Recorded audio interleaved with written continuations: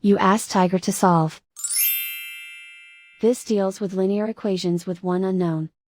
The final result is x equals -4. Let's solve it step by step. Group all constants on the right side of the equation. Subtract 10 from both sides. Group like terms. Simplify the arithmetic.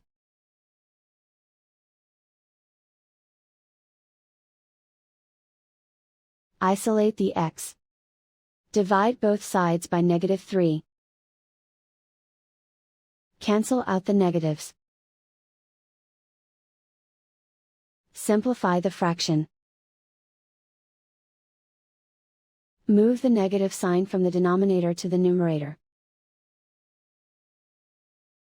Find the greatest common factor of the numerator and denominator. Factor out and cancel the greatest common factor. And so the final result is x equals -4.